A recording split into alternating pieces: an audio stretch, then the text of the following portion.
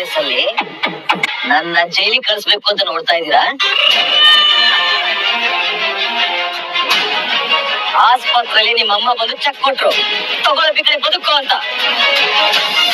ಅವ್ರಿಗೆ ಸರಿಯಾಗಿ ಬುದ್ಧಿ ಕಲ್ಸ್ ಬಂದೆ. ಆ ಕೋಪಕ್ಕೆ ಈ ಚೈನ್ ಕೊಟ್ಟು ಕಳ್ಸಿದಾರ.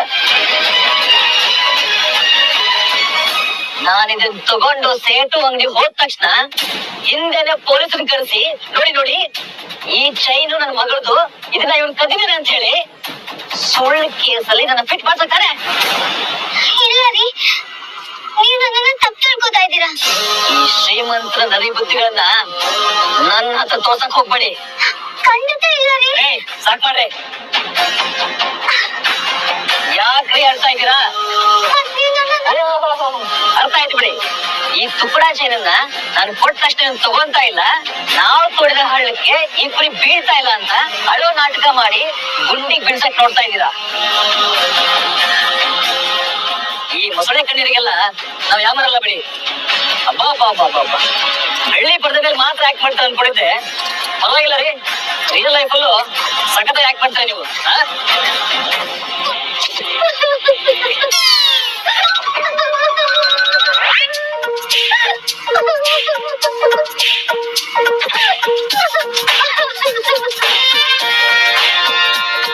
ಅರೆ ಇದ್ರೆ ನಿಲ್ದಾರ ಲೇಟ್ ಗಂಟೆ ಕಡಿದಾಗ್ತಿಲ್ರಿ ನೀವು. ಸೂಪರ್ ಬಿಡಿ ನೀವು.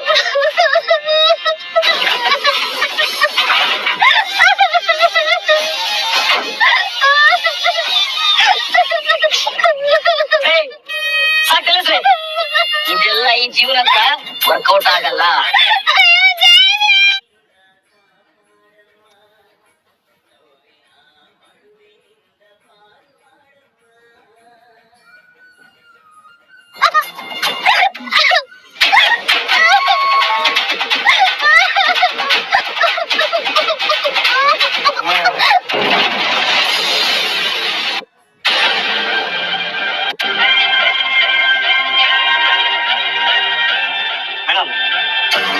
ಜೀವ ಅಂತ 6 ವರ್ಷದಿಂದ ಈ ಊರಲ್ಲಿದ್ದ.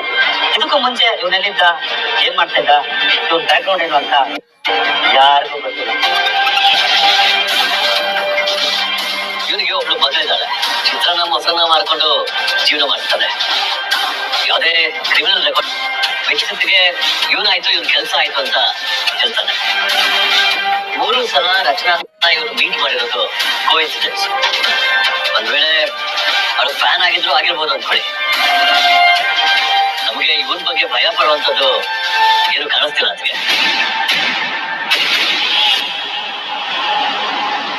ಯಾವ ಗಂಡಿಗೂ ಹೆಸರೋನಲ್ಲ, ತಾಳಿಗೂ ಹೆಸರೋನಲ್ಲ. ಈ 50 ಲಕ್ಷದ ಚೆಕ್ಕು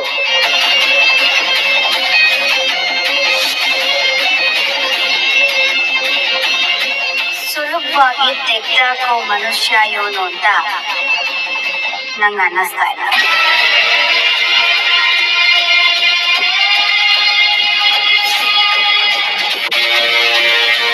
ಟೈಗರ್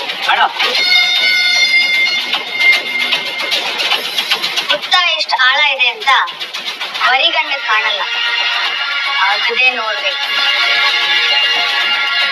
ಇವನ್ ಬಗ್ಗೆ ನಿಗಾ ಇಡು. ನಮ್ ಬೆನ್ ಹಿಂದೆ ನಡೀತಿರೋ ಯಾವ್ದೋ ವಿಷಯದಲ್ಲಿ ಇವನ್ ನಮ್ಗೆ ಕನೆಕ್ಟ್ ಆಗ್ತಾ ಇದ್ದಾನೆ. Be careful. Sure madam.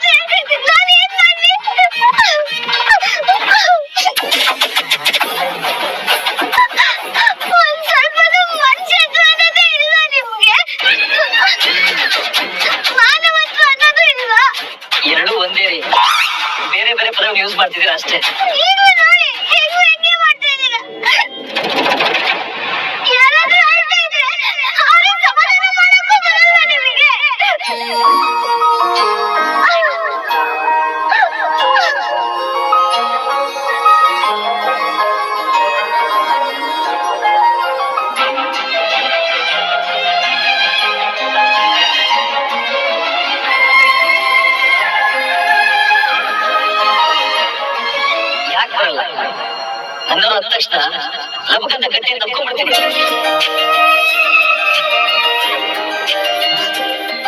ನಾನಿದ್ದೀನಿ ಅಂತ ಧೈರ್ಯ ತುಂಬಿ ರುಚಿಕಂತ ಹಣೆ ಮುತ್ಕೊಂಡು ಬಿಡ್ತೀನಿ.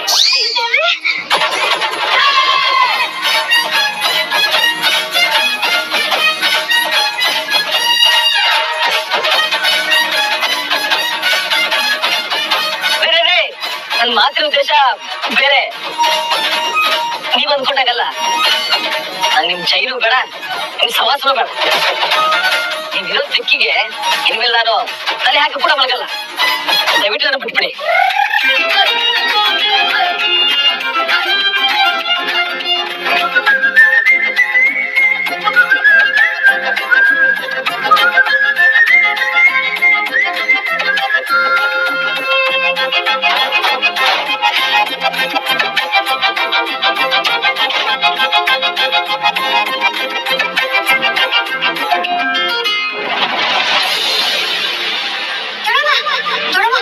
ರಚನಾ ಮನೇಲಿ ಕಾಣ್ತಿಲ್ಲ ದೊಡವ.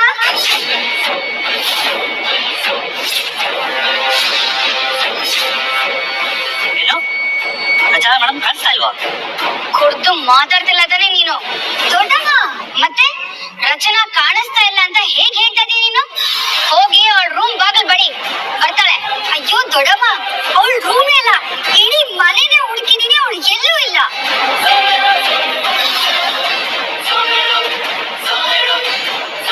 ಆರ್ತಿ, ರಚನಾ ಬಗ್ಗೆ ನಿನ್ಗೇನಾದ್ರೂ ಗೊತ್ತಾ? ಏನಾದ್ರೂ ಹೋಗ್ತೀನಿ ಅಂತ ಹೇಳಿದ್ದ ಅವಳು? ಇಲ್ಲ ರೀ, ಆಗ್ಲೇ ನೋಡಿದಾಗ ರೂಮಲ್ಲೇ ಇದ್ಲು.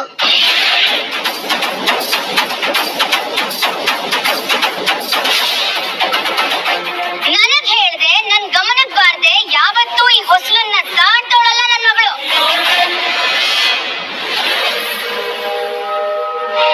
ಎಲ್ರೂ ಹೋಗಿ ಒಂದೊಂದ್ ಕಡೆ ಹುಡುಕಿ, ಇಲ್ಲೇ ಎಲ್ಲೋ ಇರ್ತಾಳೆ.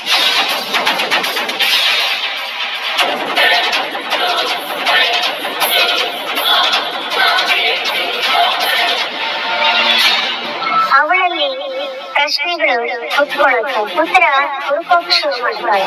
ಆ ಪ್ರಯಾಣ ಅವಳನ್ನ ನಿನ್ನಿಂದ ದೂರ ಮಾಡುತ್ತೆ. ಇದಕ್ಕೆಲ್ಲ ಅವನು ಕಾರಣ ಆಗಿರ್ತಾನೆ. ನಿನ್ನ ನೀರಿ ನಿನ್ ಮಗಳು ಏನೂ ಮಾಡಲ್ಲ ಅನ್ನೋ ನಂಬಿಕೆನ ಇನ್ ಸ್ವಲ್ಪ ಹೊತ್ತಲ್ಲೇ ಮುರಿತೀನಿ. ನೋಡ್ತಿರು ವಜ್ರೇಶ್ವರಿ.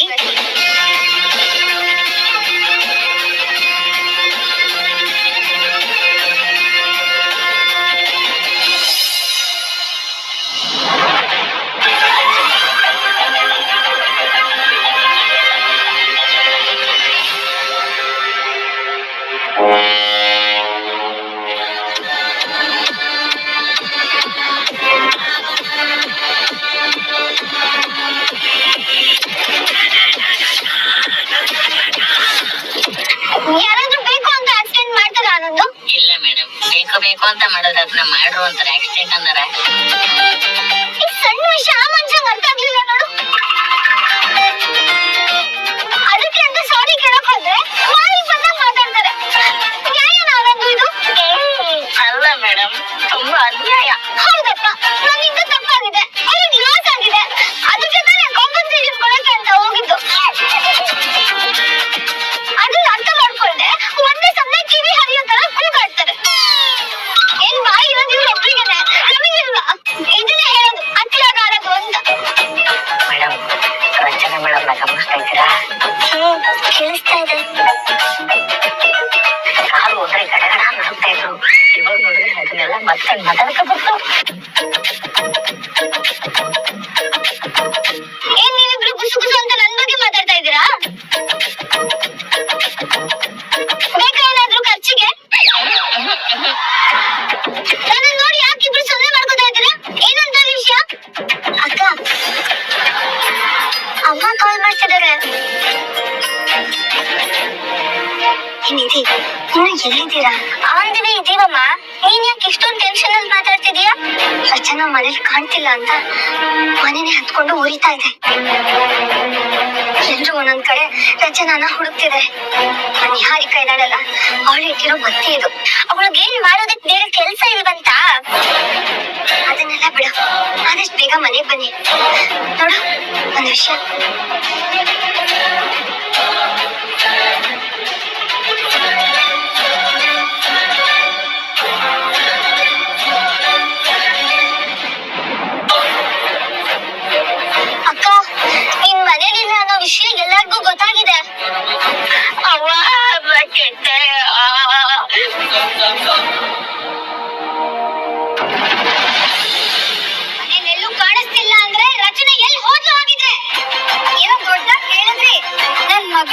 ಒಂದ್ ಮಾತು ಕೇಳಿದ್ರೆ ಮನೆ ಹೊಸ್ಲನ್ನು ದಾಟಲ್ಲ ಅಂತ.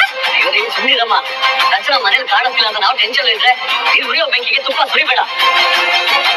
ರಚನಾ ಮೊದ್ಲಿನ ತರ ಇಲ್ಲ ದೊಡ್ಡಮ್ಮ, ಅವಳು ತುಂಬಾನೇ ಬದಲಾಗಿದ್ದಾಳೆ.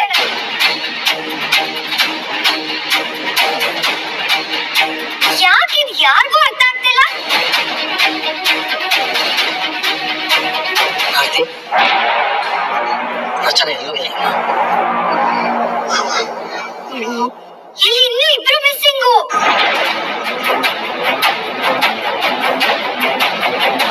ನಿಧಿನೂ ಕಾಣ್ತಿಲ್ಲ, ಆನಂದನೂ ಅಡ್ರೆಸ್ಗಿಲ್ಲ.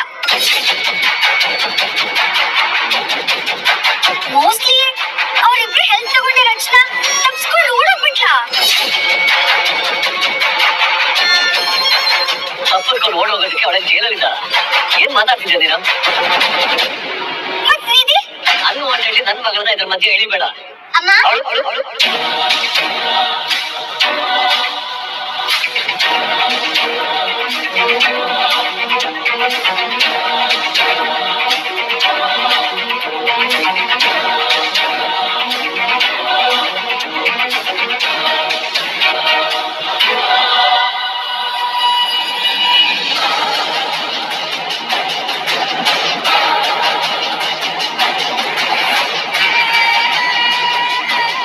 ರಚನಾ, ಇಷ್ಟೊತ್ತಲ್ಲಿ ಎಲ್ಲಿ ಹೋಗಿದ್ದೆ ನೀನು?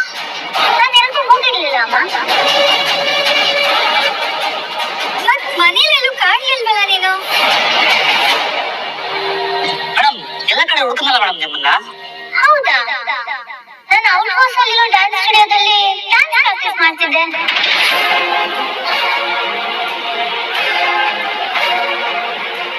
ಸಾರಿ ಮೇಡಮ್, ನಾನು ಡ್ಯಾನ್ಸ್ ಸ್ಟುಡಿಯೋ ಚೆಕ್ ಮಾಡಿದ್ದೆ. ಇಷ್ಟೊತ್ತಲ್ಲಿ ಯಾರು ಇರಲ್ಲ ಅನ್ಕೊಂಡೆ. ನಾನ್ ಇವಳ ಮಾತ್ ನಂಬಲ್ಲ. ಇವಳು ಸುಳ್ಳು ಹೇಳ್ತಿದ್ದಾಳೆ. ಇವ್ರಿಬ್ರು ಜೊತೆ ಸೇರ್ಕೊಂಡು ಇವಳು ಎಲ್ಲಿಗೂ ಹೋಗ್ ಬಂದಿದ್ದಾಳೆ. ಸಾಕ್ ಮಾಡ್ತೀಯ ನೀನು? ನೀನೇ ಏನೇನೋ ಇಮ್ಯಾಜಿನೇಷನ್ ಮಾಡ್ಕೊಂಡು ಮಾತಾಡ್ಬೇಡ. ರಚನಾ ಕಲ್ಕಂಡ್ರೆ ನಿನ್ಗೆ ಯಾಕಷ್ಟು ಹೊಟ್ಟೆ ಕಿಚ್ಚು? ಏನಾದ್ರೂ ಕಂಪ್ಲೇಂಟ್ ಹೇಳಕ್ಕೆ ಕಾಯ್ತಿರ್ತೀಯ. ಕಂಪ್ಲೇಂಟ್ ಅಲ್ಲ ಅದು, ಕಾಳಜಿ. ಹೌದು, ಅವಳು ಡ್ಯಾನ್ಸ್ ಸ್ಟುಡಿಯೋದಲ್ಲಿದ್ರೆ ನೀನು ಆನಂದ್ ಎಲ್ಲಿಗೆ ಹೋಗಿದ್ರಿ?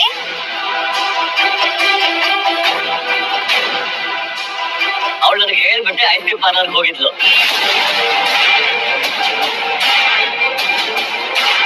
ಇಲ್ಲ, ಇವ್ರು 3 ಜನ ಸೇರ್ಕೊಂಡು ಏನೋ ನಾಟಕ ಮಾಡ್ತಿದಾರೆ. ಸೈಲೆಂಟ್ ಆಗಿ ಹೋದ್ರೆ ಸರಿ ನೀನು. ಕಡ್ಡಿನ ಗುಡ್ಡ ಮಾಡೋದ್ರಲ್ಲಿ ಎತ್ತಿದ ಕೈ ನೀನು. ಅಂದ್ರೆ ಎಲ್ಲಾರನ್ನೂ ಎಪ್ಸಿ ಇಲ್ದಿರೋ ವಿಷಯಕ್ಕೆ ರಾದ್ಧಾಂತ ಮಾಡ್ಬಿಟ್ಟಿಯಲ್ಲ. ಇಲ್ಲ ಚಿಕ್ಕಪ್ಪ, ಸ್ಟಾಪ್ ಇಟ್.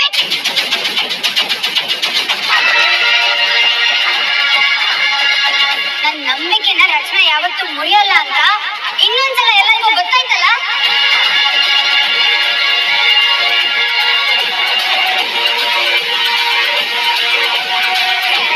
ಹೋಗಿ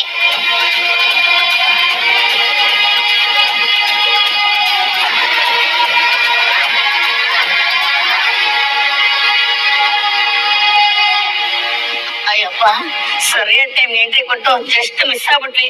ಇಲ್ಲ ಅಂದ್ರೆ ಇವತ್ತು ರಾಮಾಯಣ ಮಹಾಭಾರತ ಎಲ್ಲ ಒಟ್ಟೊಟ್ಟಿಗೆ ಆಗ್ಬಿಟ್ಟಿರೋದು. ದೇವ್ಡ, ಅಷ್ಟು ಗೊತ್ತಿಲ್ಲಪ್ಪ. ಥ್ಯಾಂಕ್ ಯು ಚಿಕ್ಕಮ್ಮ. ಡ್ಯಾನ್ಸ್ ಸ್ಟುಡಿಯೋ ಯಾರು ಚೆಕ್ ಮಾಡಿಲ್ಲ ಅಂತ ಹೇಳಿದಕ್ಕೆ ನಾವು ತಪ್ಪಿಸ್ಕೊಳ್ಳೋದಕ್ಕಾಯ್ತು. ಇನ್ಮೇಲೆ ಇಂಥ ಸಾಹಸಕ್ಕೆಲ್ಲ ಕೈ ಹಾಕ್ಬೇಡಕ್ಕಂದ. ನೀನ್ ಬರೋವರೆಗೂ ಜೀವನ ಕೈಯಲ್ಲಿ ಇಟ್ಕೊಂಡಿದ್ದೆ ಗೊತ್ತಾ? ನಿಮ್ ಚಿಕ್ಕಪ್ಪ ಬೇರೆ ಅನುಮಾನದಿಂದ ನನ್ನ ಕಡೆನೆ ನೋಡ್ತಾ ಇದ್ರು. ಗಿಡಮ್ಮ ಮುಗಿತಲ್ಲ, ಅವಳೇನ್ ಬೇಕು ಅಂತ ಹೋದ್ಲಾ? ಯಾರಿಗೋ ಹೆಲ್ಪ್ ಮಾಡ್ಬೇಕಂತ ತಾನೇ ಹೋಗಿದ್ದು. ಆದ್ರೂ ತಪ್ಪೇ ಕಣೆ. ಅಮ್ಮನ್ ನಂಬಿಕೆಗೆ ಮೋಸ ಮಾಡ್ಬಿಟ್ಟೆ ಅಂತ ಫೀಲ್ ಆಗ್ತಿದೆ ನನ್ಗೆ. ಒಳ್ಳೆ ಉದ್ದೇಶಕ್ಕೋಸ್ಕರ ಏನ್ ಮಾಡಿದ್ರು ತಪ್ಪಿಲ್ಲ ಕಣ್ಣ. ಸುಮ್ಮನೆ ಇವಾಗ ಗಿಲ್ಟಿ ಫೀಲ್ ಆಗ್ಬೇಡ. ನೀನ್ ಹೋಗ್ ಮಲ್ಕೋ. ಬೆಳಗ್ಗೆಯಿಂದ ರೆಸ್ಟ್ ಇಲ್ಲದೆ ಓಡಾಡ್ತಿದ್ಯಾ. ಹೋಗ್ ಮಲ್ಕೋ ನೀನು.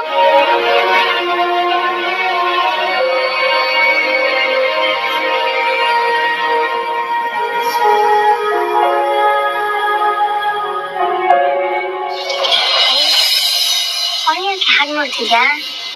ಮೊದಲನೇ ಸಲ ಅಕ್ಕ ದೊಡ್ಡಮ್ಮಗೆ ಸುಳ್ಳು ಹೇಳಿದ್ಲು. ಅಲ್ಲಿಗೆ ಅವಳು ಬದಲಾಗ್ತಿದ್ದಾಳೆ. ಅವಳಿಗೆ ಗೊತ್ತಾಗ್ದೆ ಹೇಳ್ದಂಗೆ ದೊಡ್ಡಮ್ಮ ಹಾಕಿರೋ ಗೆರೆನ ಅವಳು ದಾಟ್ತಿದ್ದಾಳೆ. ಅವಳ ಲೈಫಲ್ಲಿ ಒಂದು ಪಾಸಿಟಿವಿಟಿ ಬರ್ತಾ ಇದೆ ಅಲ್ವೇನಮ್ಮ?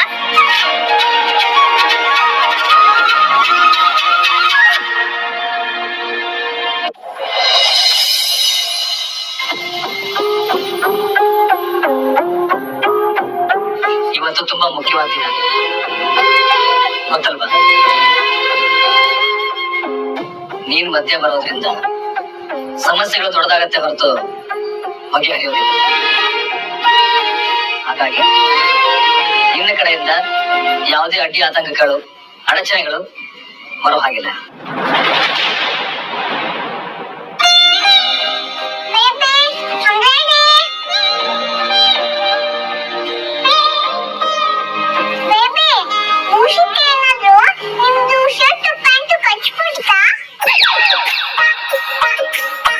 ಇಲ್ವಲ್ಲ,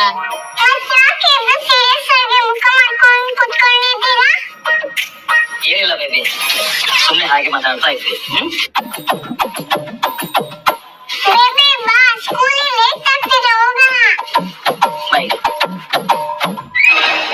ಇವ ಸ್ಕೂಲಿಗೆ ಪಾಲಮ್ಮ ಮಾಡ್ಬೇಕಂತ ಅದು ನಮ್ ಪುತ್ರಕ್ಕೆ ಟ್ರೈ ಮಾಡ್ತಿದ್ಯಲ್ಲ ಕೃಷ್ಣ.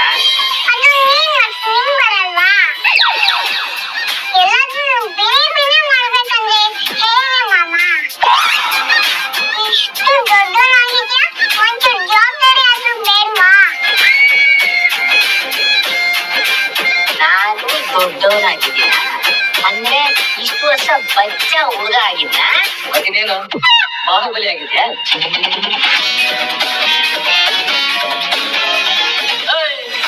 ಅಪ್ಪ ಮಗು ಇಬ್ಬರಿಗೂ ಜಾಸ್ತಿ ಆಯ್ತು. ಇದನ್ನೆಲ್ಲ ಈ ಭಾಗ ಸಹಿಸ್ಕೊಳ್ಳೋದಿಲ್ಲ.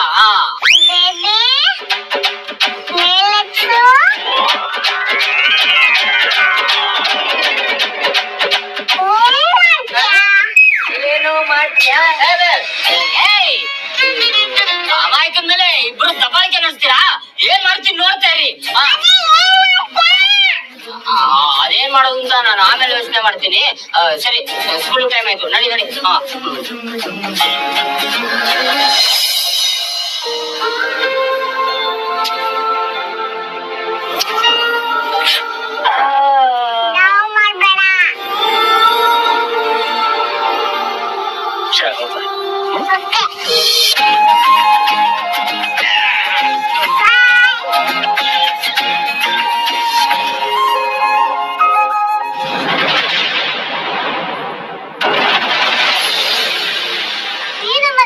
ಮನೇಲಿ ಎಲ್ಲರೂ ಇಷ್ಟ ಬಂದಾಗ ಆಡ್ತಿದ್ದಾರೆ. ರಚನಾ ಅಕ್ಕಂಗೆ ವಿಷಯ ಗೊತ್ತಿದ್ಯಾ? ಅಮ್ಮ ಅದ್ ಹೆಂಗಮ್ಮ?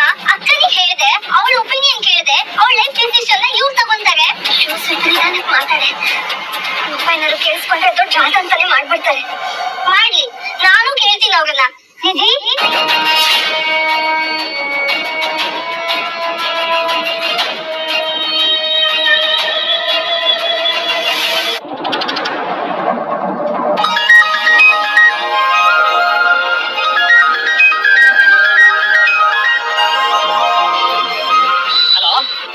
ಜೀವ ಅವರೇ, ನಾನ್ ಮೆಕ್ಯಾನಿಕ್ ವೆಂಕಟೇಶ್ ಮಾತಾಡ್ತಾ ಇದ್ದೀನಿ. ವೆಂಕಟೇಶ್ ಹೇಳಿ. ಫುಡ್ ಟ್ರಕ್ ರಾತ್ರಿ ಸರಿ ಕಾಣಿಲ್ಲ ಅಂತ ಮತ್ತೆ ಚೆಕ್ ಮಾಡಕ್ ಬಂದೆ. ರಿಪೇರಿಗೆ ಕಡಿಮೆ ಅಂದ್ರೂ 2 ಲಕ್ಷ ರೂಪಾಯಿ ಆಗುತ್ತೆ.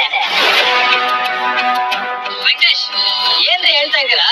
20 ರಿಂದ 30 ಸಾವಿರದೊಳಗೆ ವ್ಯವಹಾರ ಮುಗಿದೋಗುತ್ತೆ ಅಂತ ಹೇಳಿದ್ರಿ. ಅಲ್ಲ, ಇವಾಗ ನೋಡಿದ್ರೆ 2 ಲಕ್ಷ ಅಂತ ಹೇಳ್ತಾ ಇದ್ದೀರಾ?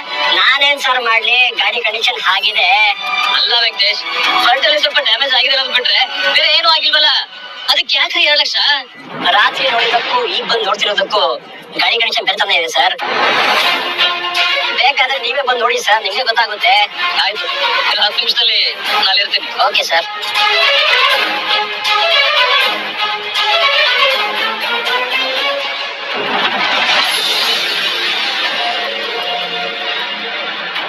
ಏನಾಯ್ತು?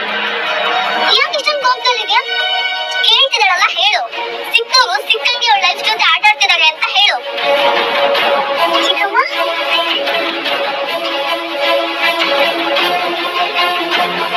ಚಿಕ್ಕಪ್ಪ ಯಾರ ಜೊತೆ ಫೋನಲ್ಲಿ ಮಾತಾಡ್ತಿದ್ರು. ಇಷ್ಟಲ್ಲೇ ನೀನ್ ಎಂಗೇಜ್ಮೆಂಟ್ ಅಂದೆ.